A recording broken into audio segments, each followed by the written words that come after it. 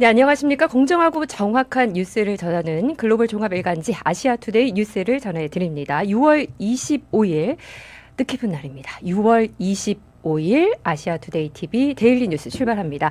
자, 오늘도 아시아투데이 신문 일면 따끈따끈한 소식으로 출발하도록 하겠습니다. 자, 화면 보면서 함께 전해드리도록 하겠습니다.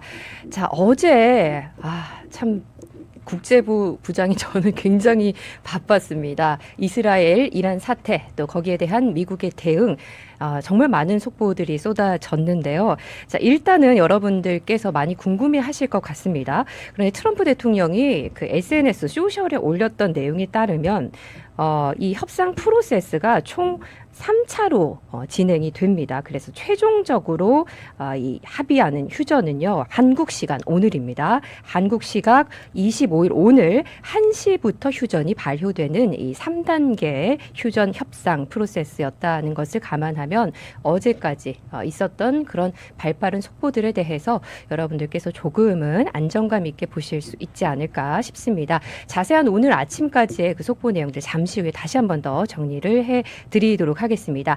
자, 아시아투데이 일면 지면 다시 한번 볼까요? 자, 일단 어제 김민석 국무총리 후보자의 인사청문회가 있었죠.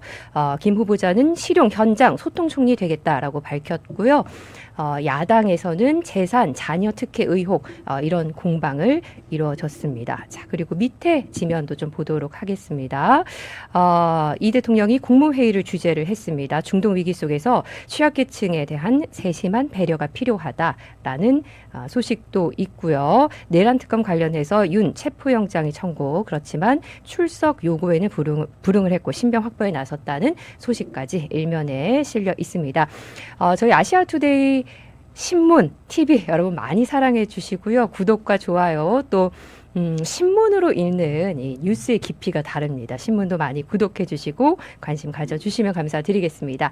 자, 그러면 이제 아시아투데이 온라인상의 기사들, 속보들 좀 정리를 해드리도록 하겠습니다. 아시아투데이 특히 이 국제면 소식을 좀 브리핑을 해드리도록 하겠는데요. 자, 일단은 오전 오늘 10시 8분 아시아투데이 국제면 기사인데요. 미국이 북대서양 조약기구 나토 정상회의에서 열리는 인도태평양 4개국과의 회동에 불참한다고 밝혔습니다. 한국, 일본, 호주, 뉴질랜드와의 회동에 불참하겠다라고 밝혔습니다. 자, 어제 트럼프 대통령이 나토 회의에 참석하는 비행기에 오르는 장면을 봤는데요. 자, 어쨌든 나토 행을 갔지만 출발을 했지만 4개국 한일, 호, 유 와의 회동에는 불참하겠다 이렇게 밝혔습니다. 자, 그리고 다음 기사도 좀 보도록 하겠습니다. 미 연준 의장이요, 연방준비제도 의장 제롬 파월 의장이 하원 청문회에서 당분간 기준금리를 동결한 상태로 경제 흐름을 더 지켜보겠다라는 발표를 했습니다. 자, 다음 외신 보도를 좀 말씀을 드리도록 하겠습니다. 여러분 뭐 TV 트시면 지금 많은 방송 보도에서 이란의 핵이 파괴가 됐느냐, 아니다, 이런 공방 관련 뉴스들을 좀 보실 수 있는데요. 자, 일단 조선일보 오늘 국제면 기사를 보셔도요, 메시지 말고요, 메신저를 제가 좀 주목을 해드리도록 하겠습니다. 이 내용과 관련해서 메신저가 NYT, CNN입니다.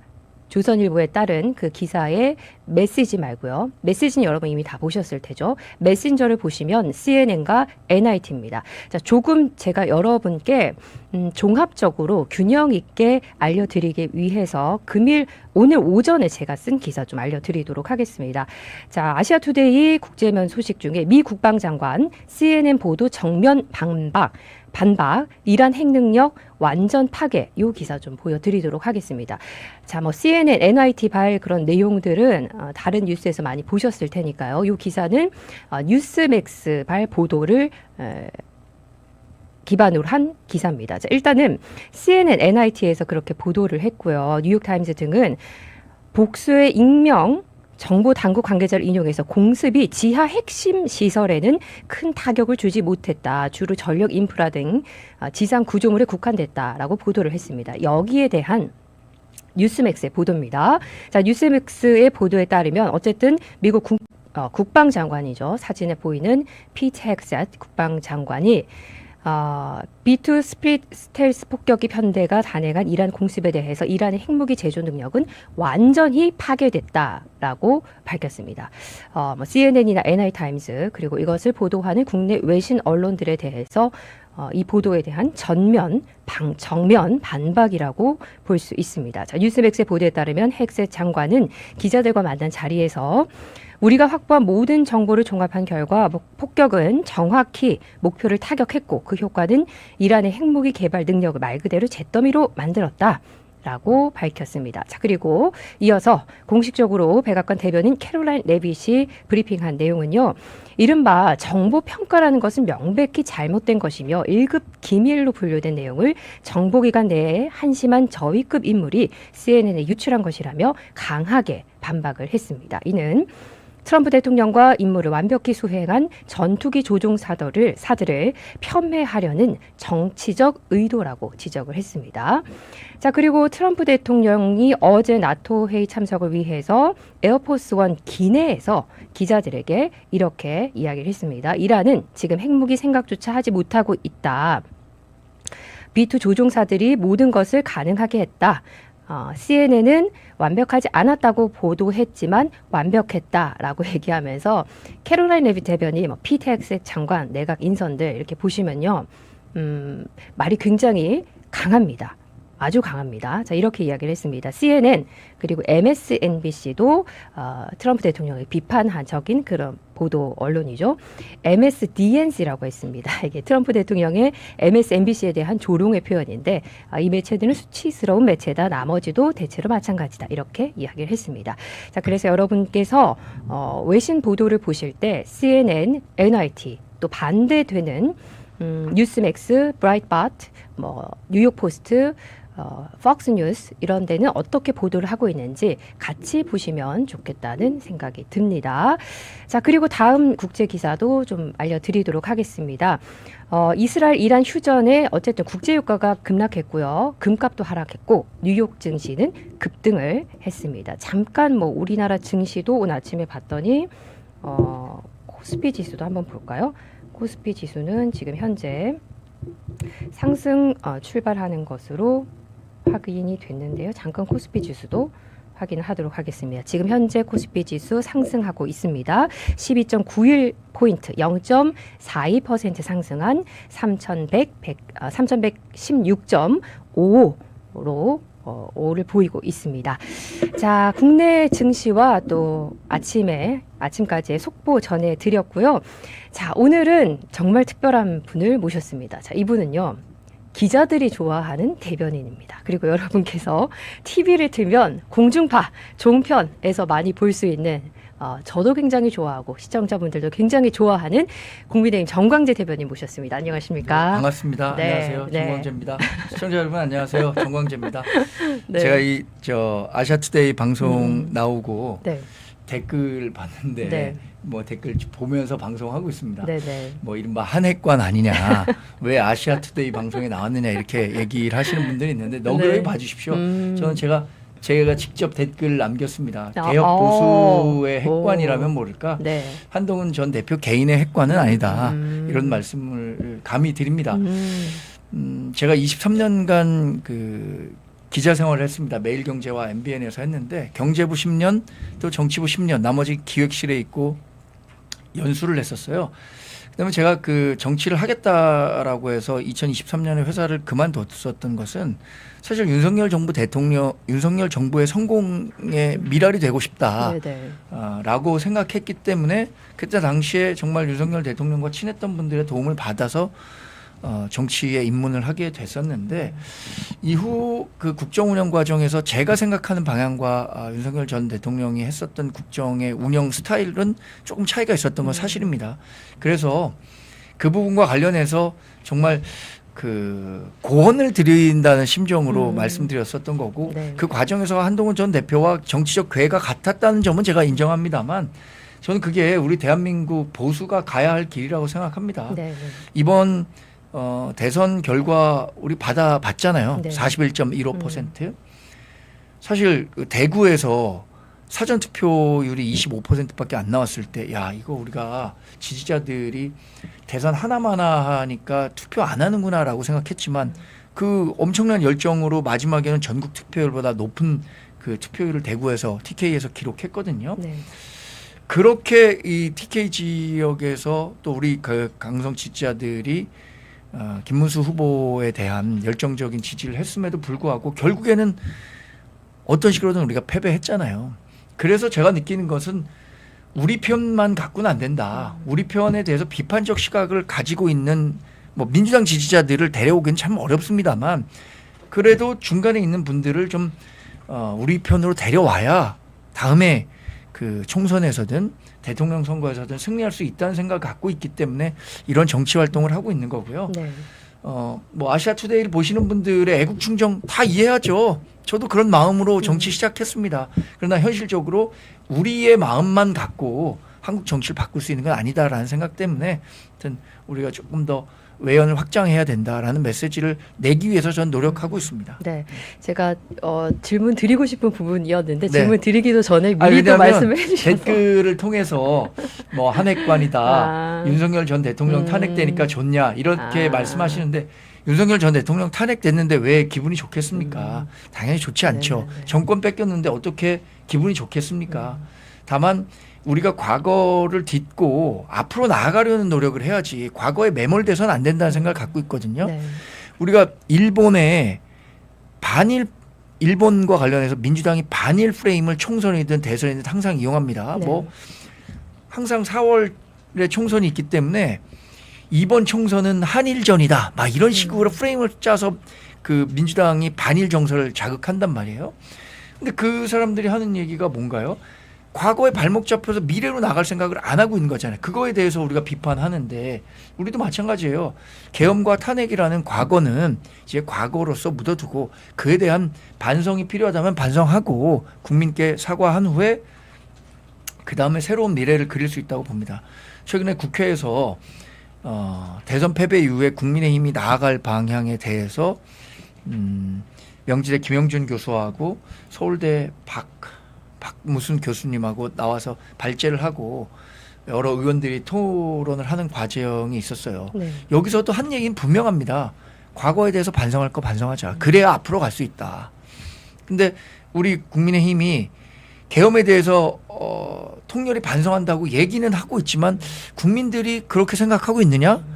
그렇게 생각하지 않는다. 우리는 사과했다고 생각하지만 사과를 받아들이는 쪽에서는 그게 진짜 사과였느냐라고 의심한다면 사과를 한 사람이 저는 그 사과를 받는 사람에게 충분히 사과를 했다는 인식을 받을 수 있을 정도로 사과해야 한다고 생각합니다. 네. 자, 오늘 좀 그냥 저희 뭐 허심탄회하게 네. 비난이 아니라 뭐 여러분들의 다양한 의견과 또 진행을 하면서 정광재 대변인의 국민의힘 정광재 대변인의 또 다양한 의견을 좀 들어보도록 하겠습니다. 사실 제가 모신 이유가요. 이제 작년 이맘때쯤이죠. 작년 여름쯤에 네. 국민의힘 참 더웠죠. 네, 우리 이 대변인과 네. 더운 여름을 보냈죠. 네, 지금은 제가 또 언론인으로 다시 이 자리를 돌아왔지만 언론인으로서의 방송인으로서의 자리로 돌아왔지만 작년 이맘때에 사실 저는 정광재 대변인, 정광재 선배님과 반대 입장에 있었어요. 워낙 사실 뭐 생각하는 부분들이나 또 이야기를 해야 되는 부분에 있어서 여러분 충분히 어떻게 보면 지금 이제 댓글을 남기시는 이 분들의 의견과 저는 좀 같이 하는 그런 의견이었었고 정광재 대변인은 저와 좀 반대되는 그래서 제가 뭐 공격의 질문을 하거나 네. 어떤 의문을 제기하거나 이런 입장이었습니다. 그런데 제가 정광재 대변인을 보면서 느끼는 것은 첫 번째는 그런 여러 가지 어떤 비판과 상대방의 또 상대 진영의 다양한 이런 반대 의견에도 불구하고 대변인님께서 대변을 해주고 있는 정치인의 이미지를 굉장히 좋게 만드신 능력이 있더라고요. 아이고, 고맙습니다. 그리고 두 번째는 여러분들께서 조금 인지를 하셔야 할 부분이 지난 그러니까 전당대회 그 체제 한전 대표 체제 때 대변인을 하셨고 있고 한 전 대표가 또 나가셨지만 네. 어쨌든 국민의힘 대변인 그렇습니다. 자리를 지키고 있는 거예요. 그래서 여러분들께서 생각하시듯이 한 인물을 맹목적으로 따라서 움직이는 그런 대변인이 아니라 국민의힘을 대변하고 어떤 소신을 가지고 계신 분이다라는 것을 좀 인지를 해주시고 오늘 다양한 대화를 들어보시면은 우리가 놓쳤던 그런 부분들이 있을 수 있고요. 또 반대되는 의견이 있더라도 같이 이야기를 좀 풀어나가면 좋을 것 같습니다. 네. 제가 초반에 그런 말씀을 드린 이유도 네. 시청을 주로 하시는 분들이 갖고 있는 애국충정 제가 충분히 이해합니다. 그걸 전제로 말씀드린 거고 이재 대변인께서 부장께서 네. 과찬해 주셨는데 사실 제가 도왔던 후보의 이미지를 개선시키는 것보다 네. 이재 부장이 그 도왔던 네. 후보의 이미지를 높이는 게 훨씬 더 컸다고 저는 생각합니다. 당시에 윤상현 의원을 도와서 네, 당대표 네. 선거를 하셨었는데 당시에 제가 갖고 있었던 뭐 받았던 인상도 그렇습니다. 우리가 당내에서 생각하는 지형이 조금 다를 수는 있어요. 윤상현 의원이 얘기하는 게 100% 옳고 100% 틀린 건 아니잖아요. 그러니까 그게 틀린 것을 인정해야지 이게 다른 것을 인정해야지 네네네. 틀리다고 대화의 상대로 인정하지 않으면 안 된다고 생각하거든요. 저는 그런 너그러운 마음으로 지켜봐 주시면 좋을 것 같고요. 네네. 또 제가 한동훈 전 대표 시기에 대변인 했지만 이후에 권영세 비대위 시절에도 대변인 했고 사실 제가 2023년 10월에 이 국민의힘 대변인이 됐거든요. 그쵸. 그 이후에 지도부가 몇 번 바뀌었는지 아세요? 3번, 2번 아니요. 아니에요? 자 일단 비대위 체제가 좀 이뇨한 많아요. 혁신위가 있었고요. 그렇군요. 그 다음에 한동훈 비대위가 있었고요. 네네. 황우여 비대위가 있었었고요. 한동훈 전 대표 체제가 있었었고 그 다음이 권영세 비대위 체제예요. 와. 지금이 이제 김용태 비대위 여섯 6번을 번에 거치면서 거치면서 계속 네. 대변인을 하고 있습니다. 그렇다면 저는 한 인물의 대변인은 아닌 그렇죠. 거는 확실한 거네요. 정당에서 우리 당이 갖고 있는 가치를 설명하기 위해 노력하고 있고 최근에 제가 뭐 내는 논평이나 방송에서 네네. 이야기하고 있는 것도 민주당 이재명 대통령 시대가 열렸지만 지금 뭐 축제하고 있는 거잖아요. 그 축포를 터뜨리기에 앞서서 이재명 대통령이 진짜 신경 써야 될 부분이 뭐다. 통합하겠다면 통합해야 되는 거고요. 경제 살리기를 하겠다면 경제 살리기 위한 정책을 내놔야 되는 거고요. 이런 부분들에 대해서 중점적인 얘기를 하고 있는 겁니다. 국익 위주의 실용 외교, 국익 위주의 실용 외교 말로 너무 좋은 거 아니에요? 그 국익 위주의 실용 외교만 할 수 있다면 우리나라가 외교 정책 걱정할 필요가 없겠죠. 그러나 국제사회에서 우리 대한민국의 외교 정책과 관련해서 왜 걱정하고 우려의 목소리를 내고 있겠습니까? 국익 위주의 실용 외교라는 명분 아래 전체주의 국가들 그러니까 친중, 친러, 친북적인 정책들이 나오는 것 아니냐라는 걱정들을 하고 있는 거잖아요. 그런 부분들에 대해서 저는 감시와 비판의 기능을 우리 야당이 해야 된다고 생각합니다. 네. 최근에 선배님께서 이제 논평 올리시자마자 제가 본 그 논평 중에 이재명 대통령은 나토 정상회의 참석으로 자유민주주의 진영의 우려를 불식시켜야 합니다. 이 네. 논평을 보고 와, 저 100% 공감하면서 네. 이렇게 봤거든요. 정말 야당 대변인으로서의 바람직한 논평이다. 그게 벌써 네. 제가 한 10여일 전에 네, 2월 그쵸. 12일에 쓴 네, 거잖아요. 네. 오늘이 6월 25일인데 13일 전에 썼는데 이때만 하더라도 이재명 대통령이 출임한 지 얼마 안 됐고 G7은 간다 그랬잖아요. 네네. 그럼 사실 G7은 그 서방 세계의 그 경제 정책과 관련한 얘기들을 많이 하기 때문에 그거보다도 오히려 그 자유민주 진영의 국방과 안보 정책에 대한 논의가 활발히 이루어지는 나토 정상회의에는 꼭 참석해야 된다라는 얘기를 한 거예요. 네. 그래서 이 그 논평을 내자마자 대통령실에서도 어쨌든 긍정적으로 검토하고 있다.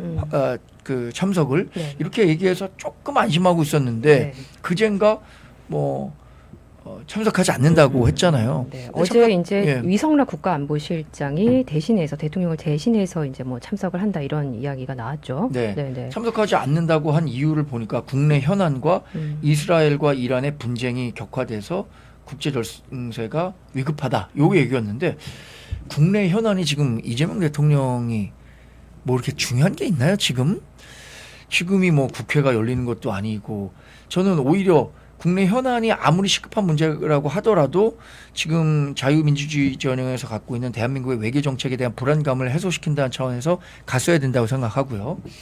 트럼프 미국 대통령 사실 그 현실적으로는 이재명 대통령이 참석하지 않기로 한 거는 트럼프 미국 대통령이 여기 나토에 온다고 하더라도 과연 이재명 대통령을 만나줄 것이냐 만나주지 않을 것이냐 네. 이것을 확정짓지 못했기 때문이에요. 네. G7에 갔을 때도 트럼프 대통령 못 만났잖아요. 물론 뭐 트럼프 대통령의 미국 사정이 있었다고 하더라도 근데 이번에 나토에 가서도 못 만나면 괜히 이거 안 가는 입만 못한 거 아니야? 라는 평가를 받을 수 있으니까 그게 두려워서 안 간 성격이 있다고 보는데 저는 제가 기자 생활도 해보고 여러 정치 활동을 하다 보면 결국에 답은 현장에 있습니다. 우리가 여기 탁자에 앉아갖고 백날 얘기해봤자 현장에서 돌아가는 얘기 잘 몰라요. 그러면 실제로 나토 정상회의 가서 거기 32개국이 참석하거든요. 나토 정상회의에.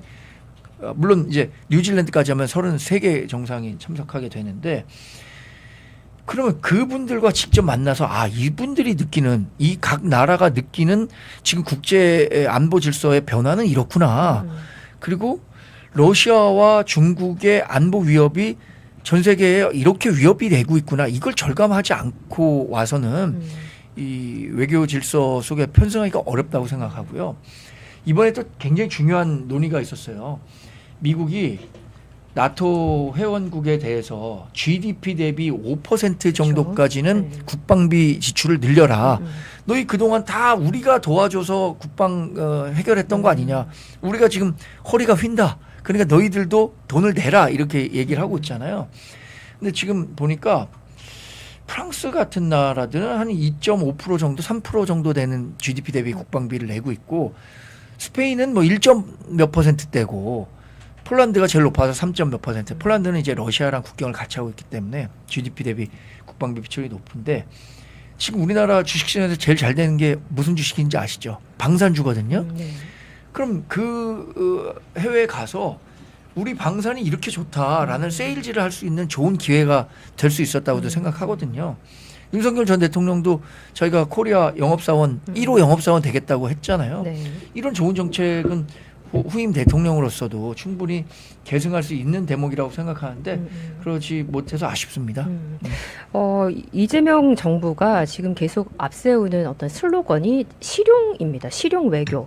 근데 그 실용 외교를 과연 G7에서 실질적으로 어떤 실용을 했는지 어떻게 평가를 하십니까? 저는 G7은 사실 이재명 대통령이 가서 네. 어떤 성과를 내기는 굉장히 물리적 불가능한 회의예요. 그게 회의 자체가 다자회의고 네. G7에 우리가 회원국도 아니고 참관국이었기 때문에 그래서 이번에 참석한 것은 대한민국 대통령이 바뀌었다. 나라는 사람으로 바뀌었다라는 것을 그 정상들에게 인사시켜주고 온 거 외에는 뭐 성과가 없다고 봅니다. 네. 그러니까 인사하고 온 게 성과예요. 그러면 우리가 한 번 만난 사람하고 두 번 만난 사람하고 세 번 만난 사람하고 어떻습니까? 두세 번 만나면 더 친숙해지는 거잖아요. 네. 이번 나토 정상회의도 가서 그러면 그분들과 만나서 이렇게 스킨십을 좀 넓히는 기회가 있었다면 다음 양자 정상회의를 하는 데 있어서도 훨씬 더 좋은 성과를 낼 수 있었겠죠. 외교 부분을 좀 그럼 외교 성과 부분을 좀 비교를 해보자면 윤 대통령과 지금 현 이 대통령의 외교 스타일과 외교 능력 평가는 어떻게 좀 하십니까? 어떻게 보십니까? 윤 전 대통령이 사실 그 내치에 관한 한 또 그 국회에 관한 한 네. 부족했던 게 있었던 건 뭐 부인할 수 없다고 봅니다. 그게 이제 극단적인 정치행위인 계엄으로 이어졌고 결국엔 탄핵에 이르게 됐는데 외교 정책과 관련해서는요. 우리나라 외교의 가장 큰 축은 한미 동맹이에요. 그렇죠. 근데 문재인 정부 시절에 한미 동맹이 얼마나 공고한가. 물론 뭐 어느 자리에서든 철통 같은 한미 동맹으로 대북 위협에 공동 대응하겠다 이런 선언적 내용들은 나왔던 거죠. 그러나 내심 미국 정부가 갖고 있었던 한국 그 외교 정책에 대한 불안감은 있었다고 생각하는데 이걸 복원했잖아요. 특히 워싱턴 선언을 통해서 사실상 미국의 핵을 공유할 수 있는 방안에 대한 그 컨센서스도 만들어 온 거잖아요. 네. 이건 대단한 외교 성과라고 봅니다. 또 하나는 그 일본과의 관계 있잖아요. 2017년부터 2022년까지 한일 관계는 65년 한일 그 관계 정상화 이후에 최악이었습니다. 그때 오죽하면은 조국 전 장관이 나와서 본인이 80년대 불렀던 죽창가를 외치고 다녔던 거 아닙니까? 그리고 뭐 여러 논란이 되니까 일본이 소부장 관련해 갖고 수출 제한하고 서로 이렇게 반목하는 시기였거든요. 근데 일본은 우리가 경제적으로도 중요하지만 한미일 군사 협력의 한 축이라는 점에서 굉장히 중요하거든요. 그래서 일본과의 관계를 정상화하는 데 있어서는 윤석열 전 대통령이 굉장히 큰 공을 세웠다. 네. 그 한일 관계와 그 남북 관계 이 부분과 관련해 있어서는 여튼 어떤 식으로든 개선해 나가려는 노력이 필요하다고 생각합니다. 남북 관계도 계속 경색돼 있을 수만은 없고요. 한일 관계도 과거에 아까 말씀드렸잖아요. 과거에 매몰돼서 미래로 나아가지 못하는 우를 범하면 우리 미래 세대에게 건전한 한일 관계를 물려줄 수가 없다고 생각하거든요. 그런 측면에서 그 윤석열 전 대통령이 가졌던 외교 정책의 큰 방향은 매우 옳았다 이렇게 평가하고요. 지금 이재명 대통령은 사실 취임 지금 뭐 보름 좀 지났나요? 한 20일이 좀 지났네요. 네. 외교 정책과 관련해서 이렇다 할 걸 보여준 건 없는 것 같아요. 나토 정상회의에 불참한 게 조금 나쁜 메시지를 줬다고 생각하는데 외교 정책은 이제 좀 두고 봐야겠죠. 네. 자, 그리고 어제 김민석 후보자의 인사청문회가 있었습니다. 그리고 오늘도 이제 이어질 텐데요. 김민석 후보자 인사청문회 보시면서 어떠셨나요? 그리고 내각 인선들 쭉 보면서 어떻게 평가하고 계십니까? 김민석 총리 후보자 인사청문회는요. 네. 하나마나 인사청문회예요. 사실 민주당과 김민석 후보자의 전략이 뭐냐면 네. 인사청문회 무력화예요. 인사청문회 그냥 이틀 형식적인 요식행위만 지나면 본인은 총리로서 임명될 것이다. 국회에서도 인준될 것이다라는 강한 확신이 있죠. 네. 왜냐하면 국회에서 지금 민주당 단독으로만 170석 갖고 있고 범여권으로는 190석 갖고 있기 때문에 네. 총리 인준은 국회 본회의 표결 사항이거든요. 그러면 150석 과반을 넘으면 총리 인준은 되는 거예요. 다른 그 국무위원은 그 인사 경과 보고서를 채택하느냐 채택하지 않느냐 이거를 해주는데 우리가 동의 안 해주면 채택이 안 돼서 그냥 단독으로 임명 가능한 거고 총리는 과반을 반드시 넘어야 되는데 본인들이 과반을 갖고 있기 때문에 결국에는 이틀만 때우자 이런 심정으로 청문회를 임하고 있다고 생각하고요. 네. 본인이 얘기했던 것과 지금 그 태도는 너무 달라요. 그야말로 내로남불 이중잣대예요. 3년 전에 그 김민석 후보자가 인사청문위원으로서 얘기했었던 것들 자료 제출 잘해라. 엄격한 공직자로서의 도덕성 이런 거 얘기했는데 본인이 이번 그 청문회 기간 동안에 보여준 것은 자기가 철저한 그 신상검증을 약속했거든요. 언론과 국회 앞에. 자료 제출하라고 하니까 핵심 자료는 하나도 되지 않고 있는 거잖아요. 그리고 증인 참고인 2000년에 인사청문회법이 도입된 이후에 인사청문회를 하면서 증인 참고인이 한 명도 없는 인사청문회 지금 처음입니다. 근데 이런 그 제출도 안 하고 자료 제출도 안 하고 증인 참고인도 부르지 않는다면 어떻게 제대로 된 청문회가 될 수 있겠습니까? 근데 이재명 대통령은 한술 더 떠서 뭐라 그러냐면 그 인사청문회 기간 동안에 해명하면 되는 거 아니냐 이렇게 얘기를 하는데 해명은 본인이 그 해명한다고 되는 것이 아까 사과도 마찬가지잖아요. 내가 사과한다고 해서 그 사람이 사과를 받았느냐는 별개의 문제잖아요. 내가 해명한다고 해서 그 사람들이 저거는 설득력 있는 해명이다 이렇게 생각하는 건 별개의 문제라고 생각하는데 지금 본인의 돈 씀씀이와 관련한 수상한 돈 거래와 관련해서 국민들이 그것을 그럴 수 있어 이렇게 받아들이겠습니까? 아니면 유력 정치인은 출판 기념회 한 번 하면 뭐 2, 3억씩 받는구나 이렇게 생각하겠습니까? 저는 국민들로부터 이 정치 불신을 오히려 더 가중시키는 인사청문회였다 이렇게 판단하고 있습니다. 네, 방금 그 사과 이야기를 하시고 우리 시청자분들께서도 왜 사과를 합니까? 이렇게 얘기하시는 분들이 있어서 뭐 무작정 제가 진행자 입장에서 이걸 덮고 가자 이렇게 할 수는 없을 것 같아서요. 좀 객관적으로 한번 정리를 하고 여쭤볼게요. 네. 어쨌든 뭐 탄핵 국면에서도 탄핵을 찬성했던 국민 여론이 있었고 네. 탄핵을 반대했던 국민 여론도 있었고요. 국민의힘 당 안에서도 찬반이 엇갈렸고 네. 사과를 해야 한다, 사과를 하지 말아야 된다 이런 분명히 있었습니다. 어쨌든 앞으로 국민의힘이 야당이 됐지 않습니까? 야당이 돼서 더 잘 싸우기 위해서는 이런 의견들이 좀 조율이 되고 통합이 되져야 할 텐데 어떻게 이 부분에 대해서 근데 조율을 해야 될까요? 사과와 관련해서요. 김문수 후보도 전국을 돌면서 네. 계엄과 관련해서 탄핵과 관련해서 이런 일이 있었다는 것에 대해서 사과한다는 의미로 큰 절 올리겠습니다라고 해서 전국 팔도 돌면서 다 큰 절하고 사과하셨던 거 아닌가요? 근데 국무위원들이 일어나서 사과해라고 할 때는 꿋꿋하게 안 네, 일어나셨죠. 그때는 정보의 비대칭성이 있었던 거죠. 아니 뭔지도 모르는 상황에서 왜 사과하냐라고 하는 것이고 4월 4일에 헌법재판소의 그 파면 결정 이후에는 이런 일들이 최종 그 사법적 기구인 헌법재판소에서 위헌적이었다. 그래서 파면에 이를 만큼 이 심대한 범법과 법률 위반이라는 판단을 받았으니까 그때는 사과할 명분이 분명히 있는 거죠. 저는 김문수 장관 시절에 당시에 국회에서 그 누굽니까 서영교 네. 의원이 강압적으로 일어나서 사과하라 그랬을 때 김문수 장관이 일어나지 않고 사과하지 않았다는 것 그거 존중합니다. 그러나 4월 4일 이후에는 우리가 표를 달라는 입장 아닙니까? 국민에게 표를 달라야 되는데 그럼 그 부분에 대해서 명확한 판단이 이루어진 부분에 대해서 사과하지 않고 어떻게 표를 달랠 수 있겠습니까? 라고 생각한 거고요.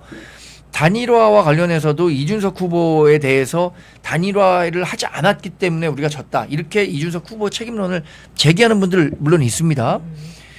저는 그 책임론은 대략 뭐 한 5대5 정도로 나눠 가져야 된다고 생각해요. 김문수 후보가 탄핵과 계엄과 관련해서 더 적극적으로 사과하면서 우리가 이렇게 사과했으니까 개혁신당은 그거에 대해서 완전히 반대 입장에 섰잖아요. 그러니까 우리 같은 입장이니까 이제 같이 힘을 합쳐서 중도보수 단일화하자 이렇게 했다면 조금 더 다른 결과로도 연결되지 않았을까라는 생각은 할 수도 있다고 생각합니다. 야당이 되셨다 이런 얘기를 말씀을 드렸는데 작년 이제 뭐 여름 때만 해도 화려하게 대변인으로서 자리를 입지를 굳히시면서 여당 대변인인데 지금은 야당 대변인입니다. 분위기가 좀 많이 바뀌었네. 어떠신가요? TV 출연하고 하시면. 많은 정치인들이 얘기하기를 저한테 선배들이 얘기하기를 여당 대변인은 되게 힘들다. 그러나 네. 야당 대변인은 훨씬 편하다. 이렇게 그런가요? 얘기를 하는데 네. 왜냐하면 여당이라는 자리가 굉장히 어렵습니다. 모든 정책과 정치적 결정에 대한 책임을 여당과 정부가 지게 되잖아요. 그러면은 모든 부분에 대해서 비판의 소지를 가지고 야당은 그걸 침소봉대해갖고 굉장히 정치 공세를 많이 한단 말이에요. 그거를 다 일일이 대응하기가 쉽지는 않은데 제가 지금 야당 대변인이 되고 나니까 지금 민주당이 잘못하고 있는 부분에 대해서 속 시원하게 공격할 수 있잖아요. 굉장히 여당 대변인이 수세적인 입장이라면 야당 대변인은 좀 공세적인 입장이라는 측면에서는 뭐 야당 대변인이 더 매력적일 수도 있을 것 같아요. 그래서 많은 분들이 그런 얘기해요. 야당 대변인 시절에 뜬 정치인이 많지 여당 대변인 시절에 뜬 정치인은 없더라. 네. 그렇군요. 근데 같은 야당이라도 이런 지적이 좀 있습니다. 민주당 측이 야당이 됐을 때는 그 공격과 화력이 아주 센데 국민의힘이 야당일 때는 공격과 화력이 좀 부족하다. 이런 일각의 비판도 있습니다. 대변인님께서는 야당으로서 좀 스타로서 성장하기 위해서 그렇게 뜨기 위해서 뭔가 좀 더 공격을 더 하실 그런 생각이 있으신가요? 저보고 가끔 전투력을 좀 높여야 된다라고 얘기하시는 분도 있어요. 근데 각자가 갖고 있는 캐릭터가 있다고 생각하거든요. 우리 당의 전투력이 좋은 대변인 누구 있을까요? 박민영 대변인 뭐 이런 분들은 본인이 갖고 있는 캐릭터를 바탕으로 특히 뭐 박민영 대변인은 그 대통령실 출신이기도 하니까 그런 식의 스탠스를 취할 수 있다고 생각하고요. 저는 제가 생각하고 있는 그 정치의 방향, 우리 보수 정치의 방향은 중도 쪽으로 가야 된다고 얘기를 드렸잖아요. 그래서 보수의 가치는 잊지 않되 중도에게 외면받지 않는 메시지를 내야겠다고 생각하기 때문에 가능한 한 좀 절제된 말로 이렇게 이야기를 하려고 합니다. 뭐 댓글에 여러 가지 의견을 주고 계십니다. 제가 말씀드리고 싶은 부분은 지금 이렇게 여러분들이 댓글로 쓰시는 그 대표 체제가 아님에도 불구하고 6번의 대표 체제가 국민의힘 체제가 바뀌면서도 국민의힘 대변인 자리에서 여당을 향해서 싸우고 있는 국민의힘 대변인을 초청했다는 점 다시 한 번 더 좀 강조를 드리도록 하겠습니다. 자, 이 대통령이 국정 전반에 야당의 의견을 충분히 듣겠다라고 했습니다. 저희 아시아투데이 기사를 보면은 민주국힘 지도부 용산을 초청을 해서 오찬을 하고 한남도 관저로 초청을 해서 경제, 외교, 안보 등 국정 전반에서 야당의 의견을 충분히 듣고 조정을 할 수 있는 것은 조정하겠다 이렇게 약속을 했습니다. 또 김 비대위원장의 그 문재인 정부 인사 5대 원칙 같은 원칙을 제시해달라 이런 요구들을 했는데요. 뭐 어쨌든 여야가 이렇게 만나서 대화를 하는 장면은 참 좋습니다. 초청을 해서. 근데 실질적으로 국정 전반에 이것이 야 의견이 충분히 반영이 될 것인가 어떻게 보고 계십니까? 좋은 말씀입니다. 제가 논평을 통해서도 보여주기식 쇼통이 필요한 시기가 아니라 진짜 야당의 목소리, 국민의 목소리를 들으려는 경청과 결단이 필요한 시기라고 지적을 했는데요. 이렇게 만나는 건 너무 좋은 일이죠. 그런데 우리가 만나면 뭐합니까? 만나서 이야기를 듣고 새겨 들을 만한 대목이 있다면 그 얘기 참 좋은 얘기인데 내가 국정 운영하는데 반영하겠습니다. 이런 결과물들로 이어져야 하거든요. 근데 지금 김용태 비대위원장이나 송원석 원내대표가 했던 얘기가 결코 상식에 반하는 얘기라고 생각하지 않습니다.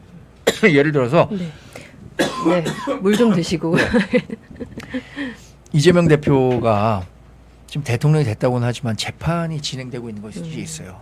공직선거법은 헌법 84조에 따라서 추후 지정하겠다라고 했고요. 몇 개 재판이 추후 지정을 받았지만 대장동 관련해서는 아직 그 공판기일이 예정돼 있습니다. 이 헌법 84조와 관련해서는 다양한 의견들이 있고 제가 갖고 있는 법상식으로는 대통령이 되더라도 대통령직을 수행하는 과정에서 발생한 법률적 위험으로부터 대통령을 보호하기 위한 거지 대통령이 되기 전에 일어난 것까지 함께 보호하기 위한 조치는 아니라고 보거든요. 그렇게 만들어진 84조가 아닙니다.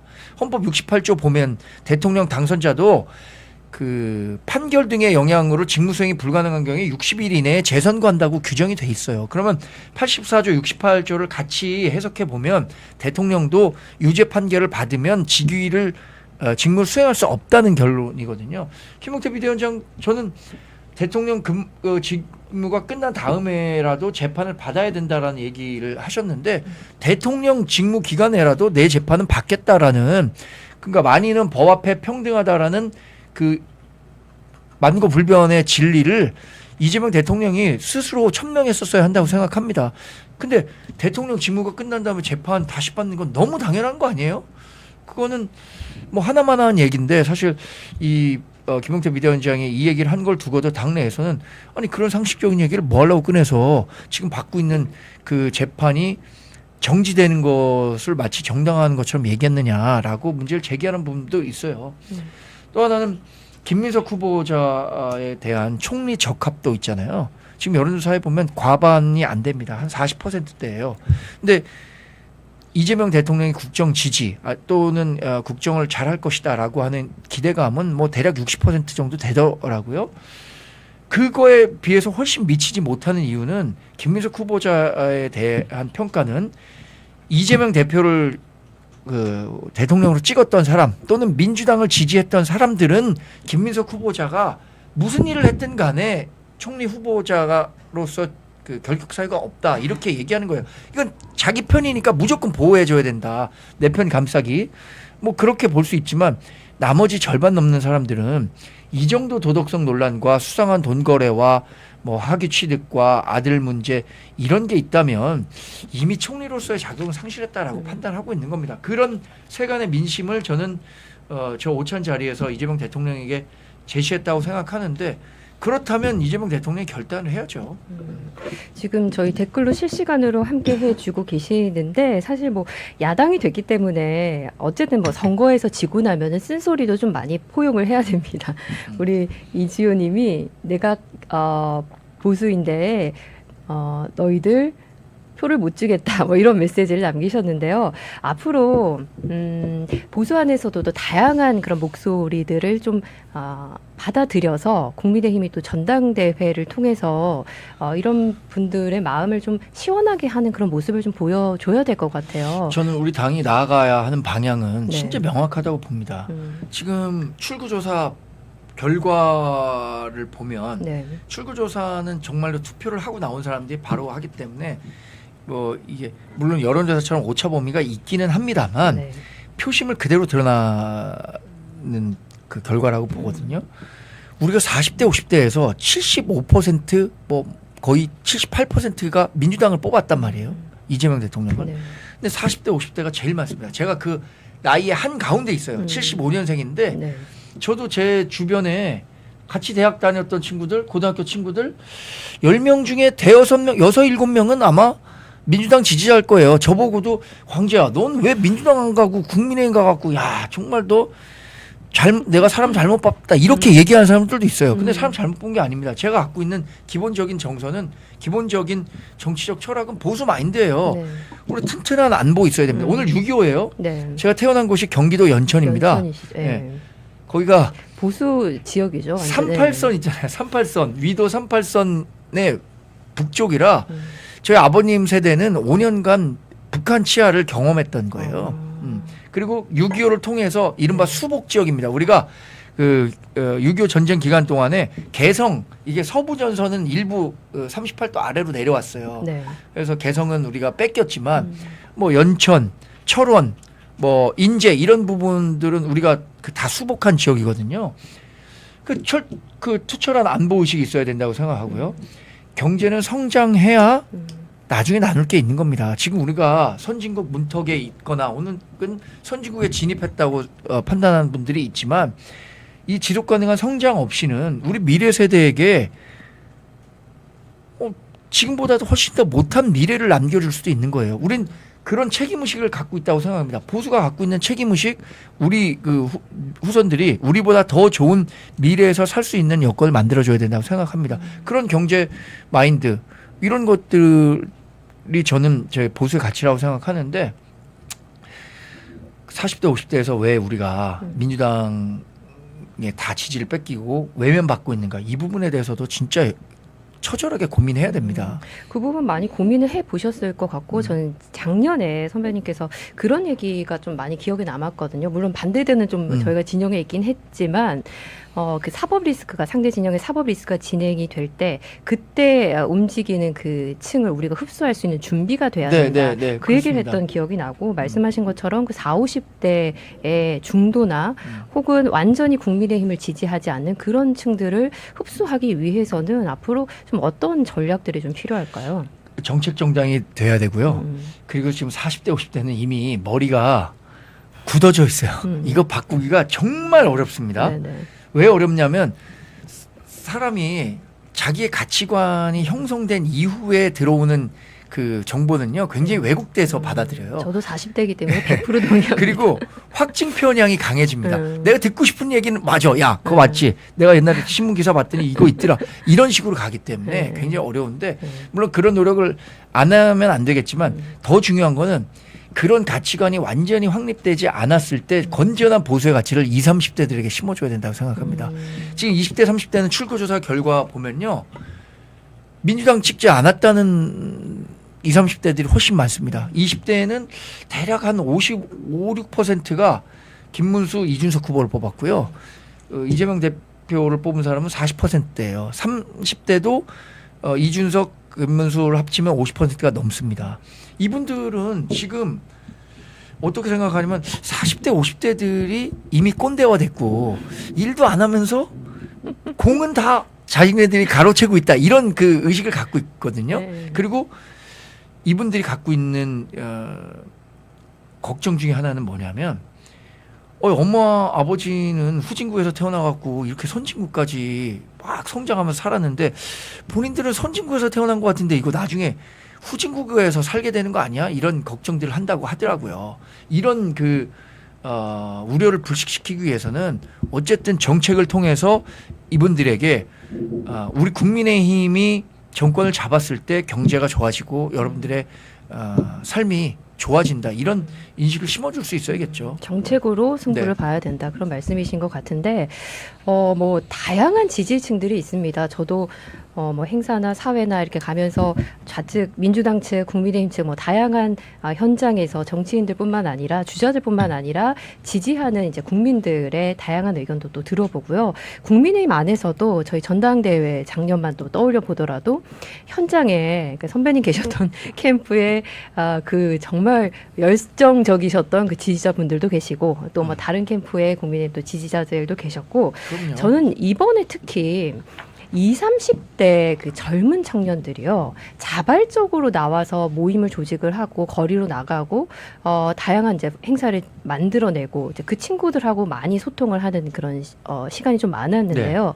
이 친구들은 어떤 당에 가입돼 있지도 않고 정치에 어떤 뚜렷한 목표가 있어서 나온 것도 아니지만 어쨌든 본인들이 생각한 어떤 반공의식이라든지 보수의식이라든지 이런 의식으로 이제 나와서 다양한 활동을 아직도 좀 하고 있습니다. 근데 그 친구들이 하는 말을 들어보면 국민의힘 정당이 본인들을 젊은 청년들을 좀 받아줄 수 있는 공간이 부족한 것 같다. 이런 지적을 하거든요. 네. 이런 40, 50대는 이미 굳혀져 있고 방금 말씀하셨듯이 말고 20, 30대 좀 새로운 청년들을 받아들일 수 있는 국민의힘 공간을 좀 만들 수 있는 방법은 없을까? 뭐 다양한 방안을 건의해 보겠습니다. 우리 청년위원회라는 조직이 있고 전국 네. 대학생위원회라는 조직이 있고 한데 네. 이게 얼마나 지금 잘 활성화되어 있는지 모르겠어요. 그런데 아까 말씀드렸던 뭐 2일 전에 있었던 국민의힘 그 방향과 관련한 논의를 하는 과정에서 해외 같은 경우에는 청년위원회나 대학생위원회나 여성위원회가 네. 지금 최고위원회의처럼 완전히 별도로 움직여서 이분들의 그 독자성, 그 자주성을 굉장히 높이 인정해 준다고 하더라고요.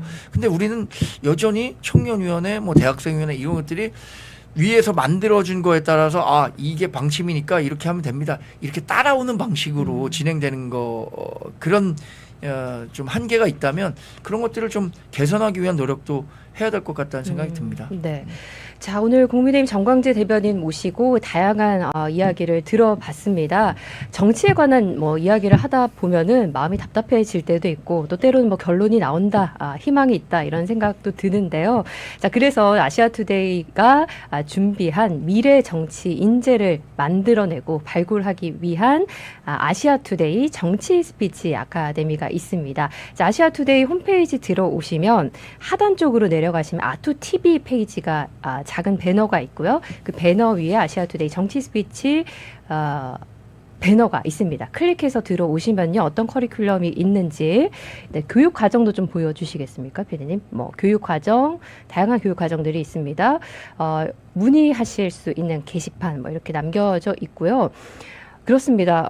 지금 미국 내각을 봐도요, 피트 헥셋 장관, 뭐 마크 루비오 장관, 대변인 이런 분들이 다 20, 30대, 40대 굉장히 젊은 분들입니다. 이런 젊은 사람들이 정치를 위해서 준비하고 또 활약할 수 있는, 성장할 수 있는 그런 장이 참 많이 마련되어 있다. 우리도 그런 장을 만들어야 되지 않을까. 또한 중요한 것, 준비를 하는 것. 정말 훌륭한 정치인으로서의 말과 정책을 내기 위해서 스피치는 다양한 부분이 있습니다. 언어 스피치가 있고 이미지 스피치가 있고 우리 지금 오늘 모신 정광재 대변인처럼 모든 면에서 팬도 되고 또 방송도 되고 모든 부분이 되는 스피치가 가능한 이런 정광재 대변인 같은 훌륭한 정치인들을 만들어낼 수 있는 아시아투데이 정치 스피치 아카데미 여러분들 많이 관심 가져주시고요. 부장님 네. 이런 네. 교육도 하시는군요. 네네네 하고 있습니다. 네. 지난번에 처음 뵀었을 때 네. 장단음을 잘 구별해서 발성하실 때부터 제가 쓴 책 중에 하나가 세상을 바꾸는 한마디라는 책이 있는데 여기 말의 힘을 길러줍니다 있잖아요. 네네. 제 서문에 이렇게 씁니다. 말에는 사람과 세상을 바꾸는 힘이 있다. 이게 그 제 서문에 쓴 책이 그 문구거든요. 네네. 우리가 결국에는 사람을 설득시키는 것은 글과 말이에요. 그죠? 글은 또 상당히 제한적이고 우리가 대화를 통해서 하다 보니까 말이 정말 중요하죠. 네. 그 세상을 움직이는 그 말 한마디를 네. 위해서 우리가 연습하고 연마하고 또 세상을 움직이는 강력한 그 스피치와 연설을 하기 위한 정치인을 만들어 가도록 하겠습니다. 오늘 잠깐 책 얘기하셨는데 네. 제가 참 선배님 많이 좀 따르고 싶고 많이 네. 배우고 싶어서 이렇게 찾다가 네. 작년에 이제 선배님 프로필을 네이버에서 보다가 네. 책을 8권이나 쓰셨더라고요. 예, 제가 책 네, 네이버에 이제 썼습니다. 선배님 이름 쳐서 들어가면 작품 활동 네. 들어가면 책이 8권이나 네, 있고 작가 정광재로도 돼 있죠. 네, 제가 그 후보 등록할 때 네. 재산 신고하잖아요. 네네. 거기에 저작권도 신고했습니다. 저작권 수입이 좀 괜찮나요? 근데 어떤가요? 뭐 요새 책 읽는 분들이 네. 많지 않기 때문에 네. 제가 쓴 경제는 내 친구라는 책이 있는데 네. 저희 안사람과 같이 쓴 경제는 경제는 내 친구. 저 책은 사실 굉장히 오랫동안 스테디셀러로 많이 팔리고 있는 책이에요. 저 네네. 중고등학생들한테 네. 상당히 그 뭡니까 쉽게 읽힐 수 있는 네, 경제 경제 책이기 논술 때문에. 도서로도 잘 활용이 되고 있고. 네네. 그럼 제가 뭐 처음에 썼던 책은 주로 경제와 관련한 책입니다. 네. 앞으로는 뭐 정치 관련한 책도 한번 써보고 싶었는데 네. 제 영감은 이거였어요. 이재명 연구. 이재명이라는 사람에 대해서 한번 연구해 보고 싶었어요. 이재명이 한국 정치에 정말 이런 사람이 앞으로 뭐 50년, 100년 안에 다시 등장할 수 있을까? 그러니까 이런 갖가지 논란들 있잖아요. 예를 들어서 이준석 의원 같은 경우에 성상납 의혹만으로도 지금 엄청나게 어려움을 겪고 있단 말이에요.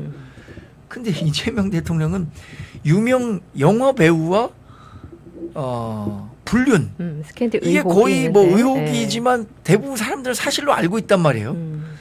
이런 불륜 의혹, 형수에 대한 과도한 욕설, 그리고 도덕성과 관련해서는 법과 문제라든가 아니면 뭐 대장동과 관련해서 본인이 했었던 사업과 관련해서 여러 부정부패 스캔들이 있음에도 불구하고 어떻게 이재명은 대통령까지 될 수 있었을까? 참 미스테리합니다. 그런 또 주제를 책을 생각하고 계시다. 어제 네. 이준우 대변인 나오셨는데 이준우 대변인 쓴 책이 그는 그날 머리를 쓸어 넘기지 않았다. 예, 조국 그 관련 조국 책인데 머리를 써넘기지 네, 않았다. 선배님의 또 현 대통령 관련 또 책도 한번 기대를 해보도록 네. 하겠습니다. 자, 오늘 국민의힘 정광재 대변인과 함께했습니다. 여러분 좋아요, 구독 또 다양한 의견 남겨주시고요. 나의 생각과 다르지 않더라도 한 번쯤 다른 측면에서 바라보고 생각해보는 그런 시간을 좀 많이 가졌으면 좋겠습니다. 자, 오늘도 함께해 주셔서 감사드리고요. 저는 여기서 인사드리도록 하겠습니다. 네. 고맙습니다. 맞습니다. 정치를 원하시나요? 국민에게 진심을 전하고 싶으신가요? 바로 아시아투데이 정치 스피치 아카데미가 함께합니다. 정치인에게 말은 곧 힘입니다. 사람을 설득하고 공감을 얻는 연설, 그 시작을 정치 스피치 아카데미와 동행하시죠.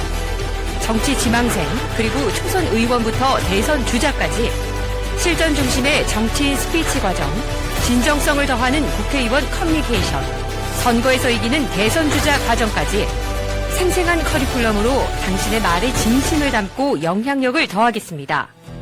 정치를 꿈꾸는 분들, 지자체, 국회로 진출하고 싶은 분들, 그 꿈에 날개를 달아드립니다.